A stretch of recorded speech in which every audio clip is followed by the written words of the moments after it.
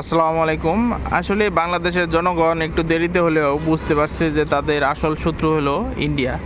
আর India যার শত্রু তার বন্ধুর শত্রুর প্রয়োজন হয় না। ইন্ডিয়ার নীতি হলো এরকম যে তার প্রতিবেশী, তার পার্শ্ববর্তী যে কোনো রাষ্ট্রকে সে অলওয়েজ ডাউন করে রাখার চেষ্টা করবে এবং সে উপরে উঠে দাদাগিরি করার চেষ্টা করবে। তার পররাষ্ট্রনীতি এরকম।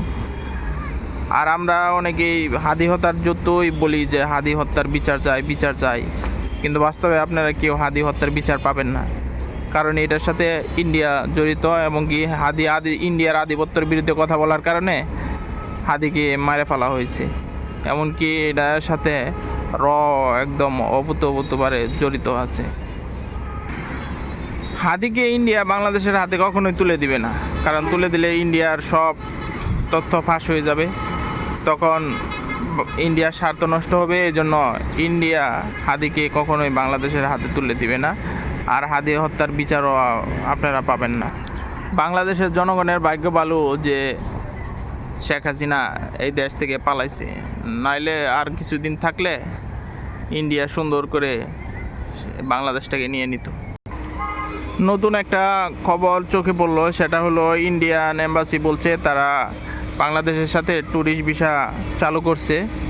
তো ট্যুরিস্ট ভিসা চালু করা এটা বাংলাদেশের জন্য একটা লস, কারণ বাংলাদেশ থেকে প্রতি বছর হাজার হাজার লোক ইন্ডিয়া যাচ্ছে, ইন্ডিয়া গিয়ে বাংলাদেশের টাকা পাচার হচ্ছে, প্লাস ইন্ডিয়া বড় লোক। করোনার সময় চীন এবং তুরস্ক বাংলাদেশে একটা উন্নত মানের চিকিৎসা হাসপাতাল করবে, সেজন্য তারা প্রস্তাব দিয়েছিল। সেই প্রস্তাবে বাংলাদেশ সরকার প্রথমে রাজি হলেও পরে ইন্ডিয়ার আপত্তির কারণে শেখ হাসিনা সেই প্রস্তাব ফিরিয়ে দেয়। কারণ ইন্ডিয়া আপত্তি করছে যে বাংলাদেশে যদি তুরস্ক এবং চীন হাসপাতাল করে তাহলে তাদের দেশে মানুষ চিকিৎসা করতে যাবে না, আর চিকিৎসা করতে না গেলে তাদের তো লস হবে।